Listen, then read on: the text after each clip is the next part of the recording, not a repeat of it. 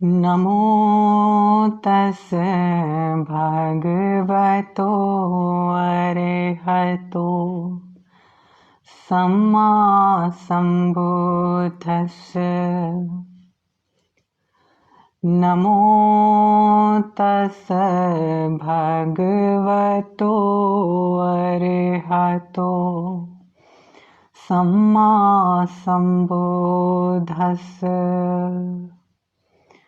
नमो तस् भगवतो अरहतो सम्मा सम्बुद्धस्स।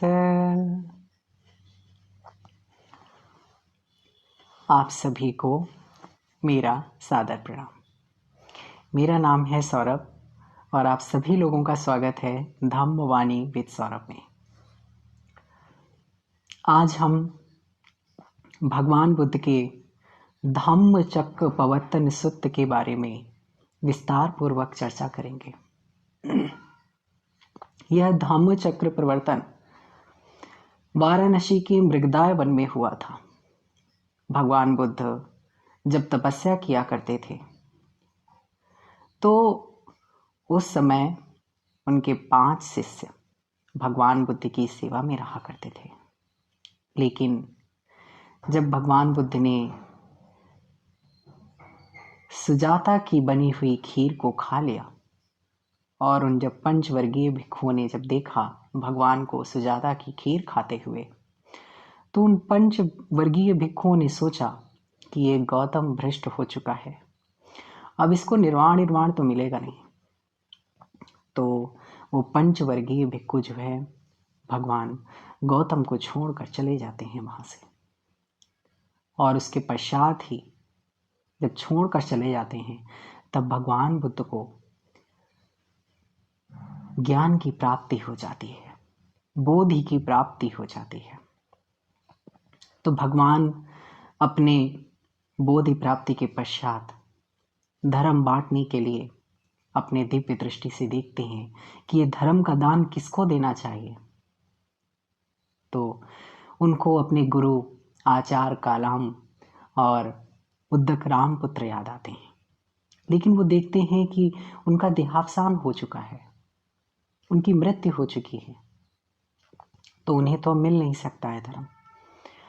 फिर उनको याद आते हैं कि अरे वो पंचवर्गीय भिक्षु जो मेरी सेवा में दिन रात लगे रहते थे, मुझे उनको धर्म देना चाहिए। तो भगवान देखते हैं कि ये कहाँ पर हैं, तो पाते हैं कि ये वो तो वाराणसी के मृगदाय वन में विहार कर रहे हैं। तो भगवान उनको धर्म बांटने के लिए मृगदाय वन की तरफ, वाराणसी की तरफ प्रस्थान कर देते हैं। जैसे ही वो वाराणसी भगवान पहुंचते हैं, उस मृगदाय वन में प्रवेश करते हैं, तो वो पंचवर्गीय भिक्षु उनकी तेज कांति के स्वरूप को देख करके ही, शाक्य मुनि के कांति स्वरूप रूप को देख करके ही पहचान जाते हैं कि गौतम को बुद्धत्व की प्राप्ति हो चुकी है। तब भगवान वहां पर धर्म उपदेश देते हैं, धर्म चक्र प्रवर्तन करते हैं। तो आज हम धम्म चक्र प्रवर्तन सूत्र को विस्तार से समझेंगे। भगवान ने उन पंचवर्गीय भिक्षुओं को क्या बताया, क्या देशना दी। उन्होंने कहा, एवं मे सुतं एकं समयं भगवान् वाराणस्यां विहरति इसी पत्ने मृगदाय तत्र खो भगवान् पंचवर्गीय भिक्षु आमन्तेसि। ऐसा मैंने सुना, ये बार बार ऐसा मैंने सुना आता है। आप जब भी कोई सूत्र भगवान का देखते हैं तो उसमें आता है ऐसा मैंने सुना, क्योंकि भगवान के महापरिनिर्वाण के बाद में जब उनके सूत्रों का संगायन किया गया तो कई जो अरहंत भिक्षु थे उन्होंने इन सूत्रों का संगायन किया। तो उनमें से किसी एक ने बताया कि ये सूत्र मैंने सुना। एक समय भगवान वाराणसी के मृगदाय वन में विहार करते थे और वहाँ पर उन्होंने उन पंचवर्गीय भिक्षुओं को ये धम्म चक्र प्रवर्तन सूत्र का उपदेश दिया था। क्या बताया भगवान ने, आइए जानते हैं। द्वे अंता द्वे मे भिक्खवे अंतापभुजितेन नासेवितव्या। भगवान ने भिक्षुओं कहा कि हमें दो इन चरम बातों से दूर रहना चाहिए। चरम बातों से, किन चरम बातों से दूर रहना चाहिए? पहला, यो चायं कामेषु काम सुखल्लिकानुयोगो गम्मो पोथुज्जनिको अनर्यो अनर्थ संहितो। पहला कहा उन्होंने, ये बात आर्यों के लिए है, क्योंकि वो जो भिक्षु थे, जो भी आर्य बनने के मार्ग में है। कौन है आर्य? पहले आर्य और अनार्य को समझते हैं। आजकल तो आर्य जो है एक प्रकार की जाति विशेष को बोलते हैं, लेकिन आज के 2500 वर्ष पूर्व की भाषा में आर्य शब्द उसको कहा जाता था जो अपने आप को शुद्ध करने में लगा है, तो वो आर्य होता था। जो आर्य हो गया, अनरियों से, अनाड़ी से, वही अनाड़ी जो आजकल शब्द चलता है, ये अनार्य से आया है, अनरियों से आया है। तो आर्य कहते हैं जो अनाड़ी नहीं है, जो अपने आप को शुद्ध करने में लगा है, वो आर्य है। तो भगवान कहते हैं जो भी आर्य बनना चाहता है तो उसे काम सुख भोगों से विरत रहना चाहिए। इनका सेवन नहीं करना चाहिए। काम वासनाओं और काम सुख लिप्त भोगों से इनका सेवन नहीं करना चाहिए। दूसरा क्या भगवान ने बताया? यो चायं अत्तकिल मथानुयोगो दुःखो अनर्यो अनर्थ संहितो एते भिक्खवे उभो अन्ते अनुपमगम मध्यमा पटिपदा तथागतेन अभिसंबुद्धा चक्षुकर्णी न्यायकर्णी उपसमाय अभिज्ञाय संबोधाय निब्बानाय संवत्तति। दूसरा क्या बताया भगवान ने कि ये जो दुखमय अनार्य सेवित का मार्ग है भिक्षु, ये जो स्वपीड़न का मार्ग है, हमें इस पे नहीं लगना चाहिए। कोई स्वपीड़न का क्या है, दोनों बातों को और अच्छे से समझते हैं। पहला का भगवान बताया था काम सुख भोग ये जितने हैं, इन कार्यों से विरत रहने के पश्चात ही आपकी यात्रा आर्य बनने की तरफ हो सकती है। काम सुख भोगों का भोग करते समय ये आर्य बनने की यात्रा नहीं हो सकती। तो पहली बात बताया कि आर्य बनने के लिए काम सुख भोगों से विरत रहना चाहिए। दूसरा का क्या बताया? ये जो काया को कष्ट देने वाले जितने भी उपक्रम हैं, इनसे भी दूर रहना चाहिए। क्योंकि भगवान के समय में ये बहुत ज़्यादा परंपरा थी कि कोई जो है एक पैर के बल खड़ा है, कोई अपने हाथ को ही नहीं नीचे रखता है, कोई निर्वस्त्र टहलता है। ये सब क्या है कि एक तरह के काया क्लेश है, काया को कष्ट पहुंचाने का है। तो भगवान ने कहा नहीं, काया क्लेशों से दूर रह करके ये जितने भी काया को नुकसान पहुंचाने वाली जितनी भी चीजें हैं, स्वपीड़न वाली चीजें हैं, इनसे हमें क्या करना है? बचना है। स्वपीड़न करके कोई भी मोक्ष को प्राप्त नहीं हो सकता है। कोई सोचे कि मैं एक चावल खाकर ही उपवास करूंगा ऐसा करके, और वो अपनी काया को कष्ट दे रहा है, तो इस प्रकार से उसका कुछ नहीं होने वाला। वो कर्मों का कुछ उन्मूलन नहीं हो सकता है उससे। तो भगवान ने कहा स्वपीड़न से बचना है, काया के स्वपीड़न से बचना है। ये दूसरी बात थी। पहली काम सुख भोगों से नहीं लगना, दूसरा काया के स्वपीड़न से बचना है। काया के स्वपीड़न वाले जितने भी उपक्रम हैं, इनको नहीं करना है। तो भगवान ने कहा कैसे फिर हम मोक्ष को प्राप्त हो सकते हैं। भगवान ने कहा मध्यम पटिपदा, मध्यम मार्ग अपना करके, ना बहुत खींचना है किसी चीज को, ना ही बहुत ढीला छोड़ना है। कैसा मार्ग रखना है? मध्यम, मध्यम पटिपदा। मेरा मार्ग कैसा है? मध्यम मार्ग है। तो देखते हैं मध्यमा पटिपदा। कतमा च स भिक्खवे मध्यमा पटिपदा तथागतेन अभिसंबुद्धा चक्षुकर्णी आयकर्णी उपशमाय अभियाय संबोधाय निब्बानाय संवतति अवमेव अर्यो अठंगिको मग्गो सेयेथेदम। तथागत ने, तथागत क्या? जो तथता के सहारे सहारे आगे बढ़ता है, सत्य के सहारे आगे आगे बढ़ता है, उसको हम तथागत कहते हैं। हर कोई व्यक्ति तथागत की यात्रा कर सकता है। जो सत्य के सहारे आगे आगे बढ़ता है वो तथागत होता है। तो भगवान कहते हैं तथागत ने मध्यम मार्ग खोजा है। जो व्यक्ति भी मध्यम मार्ग को अपना करके इस मार्ग पर आगे बढ़ता है वही सफलता प्राप्त करता है। कौन सा है मध्यम मार्ग? तो भगवान कहते हैं ये मध्यम मार्ग ज्ञान देने वाला है, शांति प्रदान करने वाला है और संबोधि और निर्वाण प्रदान करने वाला है। वो पंच भिक्षुओं को क्या कहते हैं भगवान? कि ये जो मध्यम मार्ग है, ये जो मध्यम पटिपदा है, ये शांति देने वाला है, ज्ञान देने वाला है, निर्वाण को प्राप्ति कराने वाला है। मध्यम मार्ग, ना बहुत खींचना है ना बहुत ढीला छोड़ना है। भगवान का मार्ग कैसा है? मध्यम मार्ग है।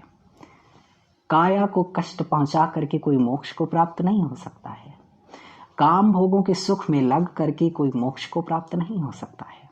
तो ये दो चीजों से भगवान ने बचने को कहा और इसके बाद में मध्यम मार्ग उन भिक्षुओं को समझाया। तो भगवान कहते हैं मेरा मार्ग अठंगी को मग्गो है। अवमेय अर्यो अठंगी को मग्गो सय्यथेदं। सम्मा दिट्ठी, सम्मा संकप्पो, सम्मा वाचा, सम्मा कम्मन्तो, सम्मा आजीवो, सम्मा वायामो, सम्मा सति, सम्मा समाधि। अयं खोसा भिक्खवे मध्यमा पटिपदा तथागतेन अभिसंबुद्धा चक्षुकर्णी आयकर्णी उपशमाय अभियाय संबोधाय निब्बानाय संवतति। तो भगवान ने कहा मेरा मार्ग मध्यम मार्ग है और जो इस मध्यम मार्ग को अपनाता है वो शांति को उपलब्ध होता है, ज्ञान को उपलब्ध होता है, निर्वाण को उपलब्ध होता है। मेरा मार्ग 8 अंगों वाला मार्ग है। कैसा? सम्यक संकल्प, सम्यक वचन, सम्यक कर्म और सम्यक आजीविका, सम्यक व्यायाम, सम्यक स्मृति और सम्यक समाधि।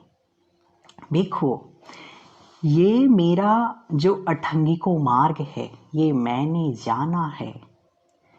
ये मार्ग आँख देने वाला है, ज्ञान देने वाला है, शांति को प्रदान करने वाला है।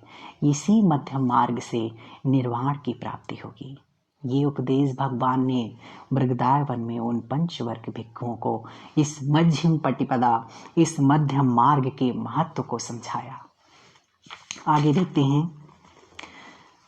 भगवान ने अपने 4 आर्य सत्यों की जब खोज किया, उनकी बोध किया, ज्ञान उपलब्ध होने के बाद में भगवान को बोध होता है।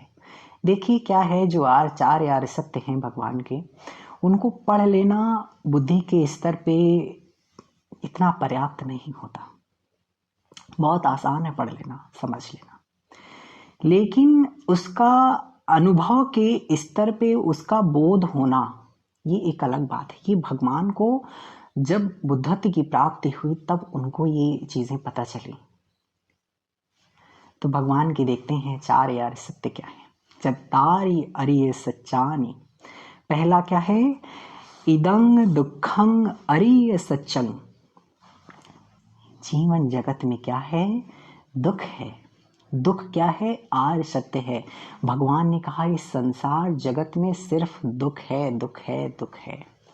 जन्म लेना दुख, व्यक्ति का बुढ़ापा दुख, व्यक्ति का व्याधि लगना, शरीर में पीड़ा होना दुख, व्यक्ति की मृत्यु बड़ी दुखदाई, व्यक्ति का किसी प्रिय से अलग होना दुख, मनचाहा ना होना तब दुख। हर प्रकार से दुख ही है। और जो सुख की जो बातें हैं उसके पीछे भी दुख है। हमारे जितने रिश्ते हैं उन रिश्तों में भी दुख है। भगवान ने कहा इस जीवन जगत की एक बहुत बड़ी सच्चाई है और वो है दुख। ये जीवन जगत में दुख है। भगवान ने कहा इदं खोपन भिक्खवे दुःखं अरिय सच्चं जातापि दुःखा जरापि दुःखा व्याधिपि दुःखो मरणंपि दुःखं अपियेहि संपयोगो दुःखो पियेहि विपयोगो दुःखो यं पिच्छं न लभति तंपि दुःखं संखित्तेन पंचुपादान खंदा दुःखं। समझते हैं क्या कहा भगवान ने?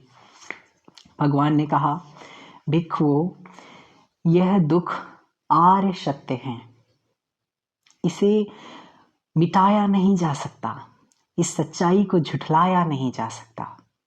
जन्म भी दुख है, बुढ़ापा भी दुख है, शरीर में रोग का लगना भी दुख है और मृत्यु भी दुख है, और अप्रियों से संयोग भी दुख है और प्रिय से वियोग भी दुख है, और इच्छा होने पर किसी वस्तु का ना मिलना तो भी दुख है।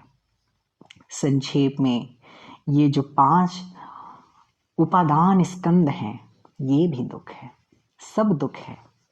भगवान को बहुत लोग कहते हैं कि भगवान कितने निराशावादी थे, कितने पैसिमिस्ट हैं, हर चीज को एक निराशा की दृष्टि से देखते हैं।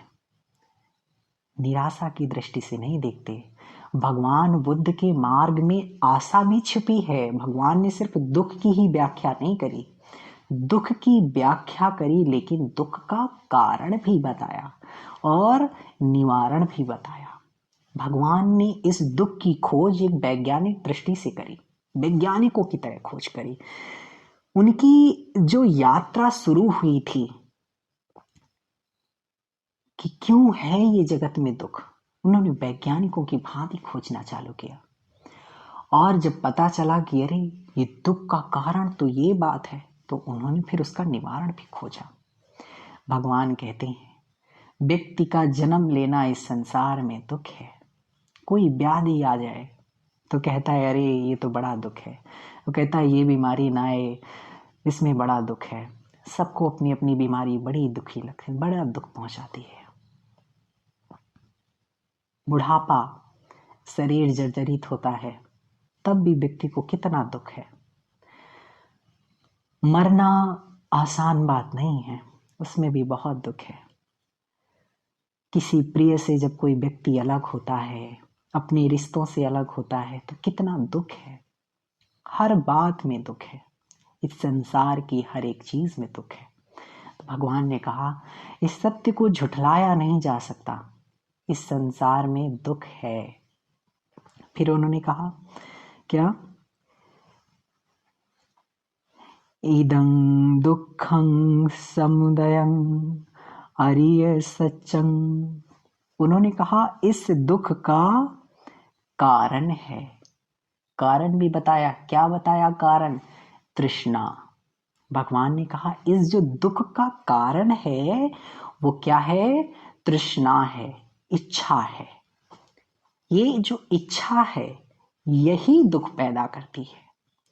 व्यक्ति एक इच्छा को पूरी करता है और इसके उपरांत फिर एक नई इच्छा, फिर इसको पूरा करने के लिए न जाने कितने तरीके तौर तरीके अपनाता है। गलत, सही, और उनसे न जाने कितना दुख। इसके बाद में जैसी ही पूरी हुई, फिर से चैन से नहीं सो पाता, फिर से एक नई इच्छा। तो भगवान कहते हैं, मैंने खोजा कि ये जो दुख का कारण है वो क्या है? तृष्णा है, इच्छा है। ये इच्छा ही दुख का कारण है। निर्वाण है, जो निर्वाण हम एक शब्द प्रयोग करते हैं, क्या है निर्वाण? तृष्णा रूपी अग्नि को पूर्णतः समाप्त कर देना ही निर्वाण है। इच्छा रूपी ये जो अग्नि है, इसको समाप्त करके शीतलीभूत हो जाना ही निर्वाण की प्राप्ति है। तो भगवान कहते हैं, इदं दुखं समुदयं अरिय सच्चं। दुख समुदय का कारण तृष्णा है, ये भी एक क्या है? सत्य है। तो भगवान कहते हैं, इदं खोपन भिक्खवे दुख समुदयं अरिय सच्चं यायं तड़हा पोनो भविका नंदिराग सहगता तत्र तत्र भिनंदिनी सेयथीदं काम तड़हा भव तड़हा विभव तड़हा। तड़हा क्या है? तृष्णा। भगवान ने तृष्णा के 3 प्रकार बताए हैं। भगवान ने कहा ये तृष्णाएं ही दुख का कारण है। भिक्खु, ये दुख समुदय आर्य सत्य है। यह जो फिर जन्म कराने वाली है, प्रीति और राग से युक्त उत्पन्न हुए स्थानों में अभिनंदन कराने वाली तृष्णा ही है। जन्म पाना ही दुख है, और ये जन्म भी होता है व्यक्ति का, मरता है, फिर बूढ़ा होता है, फिर जन्म होता है। क्यों जन्म होता है? क्योंकि तृष्णा है। तृष्णा ही क्या करती है? आगे का भाव प्रदान करती है। तो भगवान ने कहा ये 3 तरह की तृष्णाएं हैं, एक कारण है तृष्णा, और ये 3 तरह की तृष्णाएं हैं जिनके कारण व्यक्ति का बार बार जन्म होता है और बार बार दुख में पड़ता है। पहली तृष्णा काम तृष्णा, दूसरी तृष्णा भाव तृष्णा, जन्म के संबंधी तृष्णा, फिर है विभव तृष्णा। भव तृष्णा का मतलब ये जो जन्म लेने की, कोई सोचता है कि हम स्वर्ग में जन्म ले लेंगे, हम देवलोक में, किसी की भी, वो व्यक्ति मरना नहीं चाहता। आप लोगों को एक चीज देखी होगी, आप लोग एक कॉमन बात देखिएगा, हर व्यक्ति अपने मरने से पहले कई तरह की तैयारियां करता है। किसको? मेरे वंश का नाम आगे चलाना है। वो पूरी, आप मर के जा रहे हो, इस संसार को छोड़ के जा रहे हो, आपको क्या पड़ी है कौन चलाएगा कौन नहीं चलाएगा। वो उसको उस जो भौतिक संपदा है उसमें रुचि नहीं है, उसका नाम जुड़ा हुआ है उस चीज से, इस बात से रुचि है। और वो मरने के बाद भी अपनी अस्तित्व को उस संसार में कायम रखना चाहता है। उस कायम रखने के कारण वो सारे उपक्रम अपनाता है। क्या करेगा? मंदिर बनवाएगा, मंदिर में अपना नाम लिखवाएगा, अपने स्टैचू बनवाता है, उसमें नाम लिखवाता है, ताकि वो सोचता है मेरे मरने के बाद में भी मेरा इस जगत में वजूद बना रहे, मेरा अस्तित्व बना रहे। उस अस्तित्व को बचाने के कारण वो ये सारे उपक्रम करता है। इसको कहते हैं भाव तृष्णा।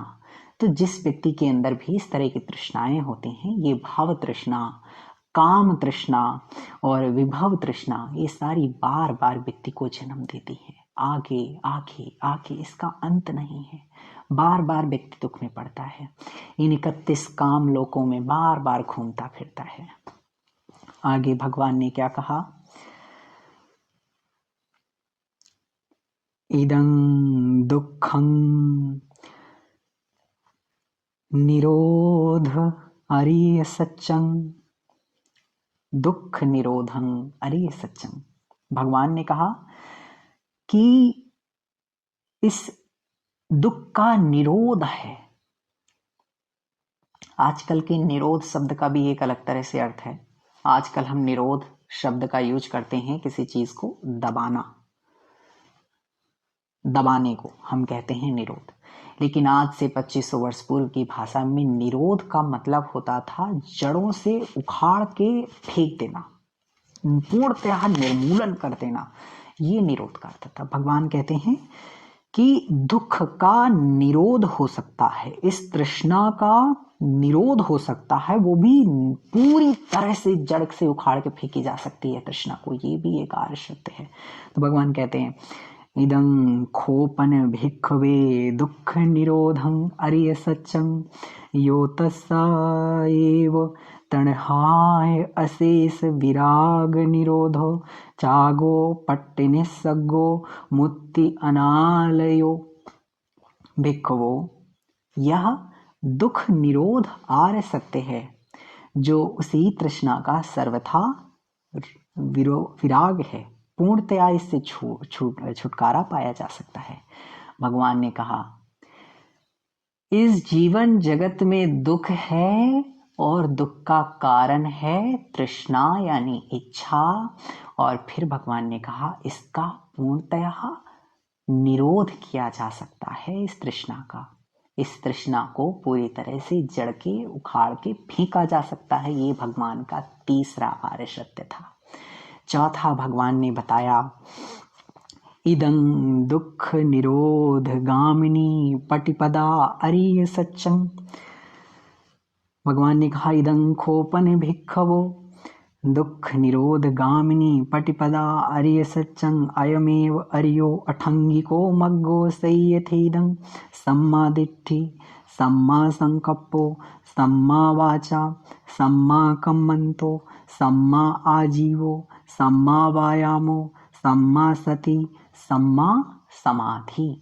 भगवान ने कहा मेरा 8 अंगों वाले मार्ग को अपना करके कोई भी व्यक्ति अपनी तृष्णा का पूर्णतः निरोध कर सकता है। तो भगवान का 8 अंगों वाले मार्ग को अपना करके भगवान ने कहा ये आर्य सत्य है कि इस 8 अंगों वाले मार्ग को अपना करके कोई भी व्यक्ति पूर्णतः निरोध पा सकता है तृष्णा से, अपने दुखों से। भगवान ने बड़े वैज्ञानिक दृष्टि से, बड़े वैज्ञानिक ढंग से इस दुख को खोजा कि कारण क्या है जीवन जगत में और ये इसका निवारण क्या है। भगवान ने निराशावादी कहते हो वो ठीक है, भगवान ने दुख ही दुख बताया, लेकिन भगवान ने एक आशा भी दी। इससे बड़ा क्या उदाहरण हो सकता है कि ठीक है एक बार दुख के बारे में बताया तो उन्होंने उसका हल भी निकाला। जो भी व्यक्ति इन 8 अंगों वाले मार्ग को अपना कर काम करता है वो व्यक्ति इस तृष्णा रूपी अग्नि को पूर्णतः खत्म कर देता है।